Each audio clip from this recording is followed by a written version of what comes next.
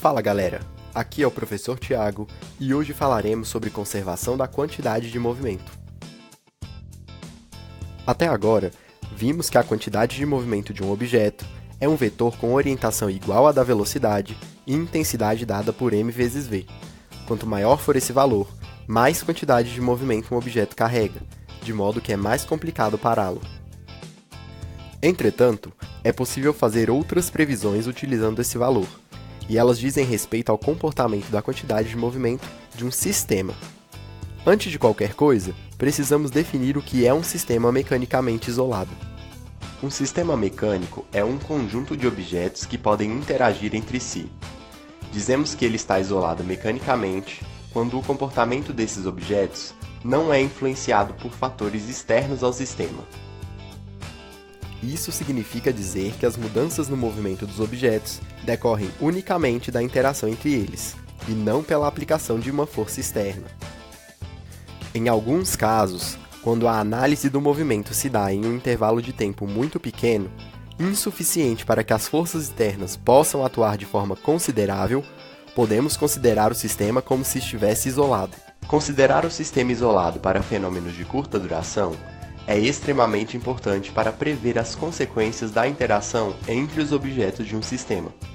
Isso ocorre principalmente para analisar colisões e explosões. As colisões e as explosões ocorrem rapidamente, de modo que é possível prever as características do movimento logo após a ocorrência. Para sistemas isolados, a quantidade de movimento total se conserva. Isso significa que, se um objeto perde quantidade de movimento, outro ganhará para manter o total sempre o mesmo. René Descartes, filósofo do século XVII, foi o primeiro a empregar essa ideia. Segundo ele, Deus criou o universo com uma quantidade total de movimento que permaneceria imutável. Apesar de atualmente a física não utilizar as ideias religiosas, a noção de conservação dos movimentos, presente na filosofia de Descartes, ainda permanece válida. Vejamos como isso ocorre em uma situação de transferência de movimento. Na cobrança de um pênalti, o chute faz com que a bola inicie o movimento. Como exemplo, imagine que a quantidade de movimento inicial do pé do jogador seja de 40 kg vezes metro por segundo, no sentido do chute. A bola, por estar parada, tem quantidade de movimento nula. Antes do contato do pé com a bola, a quantidade de movimento total do sistema é de 40 mais 0, ou seja, 40 kg vezes metro por segundo, na diagonal para cima.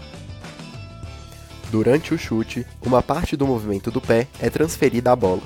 O pé mantém 15, mas a bola adquire uma quantidade de movimento de 25 kg vezes metros por segundo, a qual foi transferida pelo pé. Dessa maneira, a quantidade de movimento total do sistema continua a mesma, embora a quantidade de movimento de cada parte se modifique.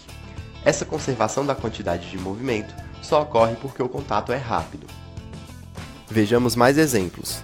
Imagine dois carrinhos de brinquedo, A que possui Q igual a 100 e outro B que possui 50 kg vezes metro por segundo. Os dois estão se movimentando no mesmo sentido, e dessa forma, a quantidade de movimento do sistema é 150. Suponha que após a colisão, o carrinho A tem Q igual a 60 para a direita. Qual deverá ser a quantidade de movimento do carrinho B?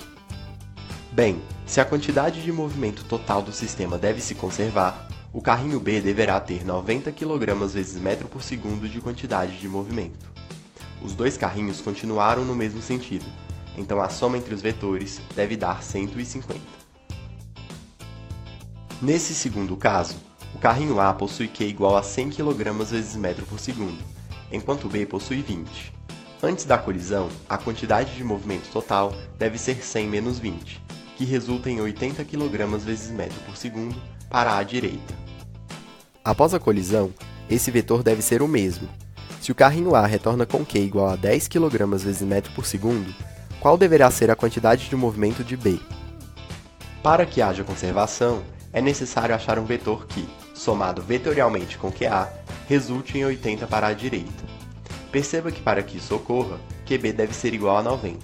90 para a direita menos 10 para a esquerda resulta em 80 para a direita. No próximo vídeo, falaremos sobre colisões. Até lá!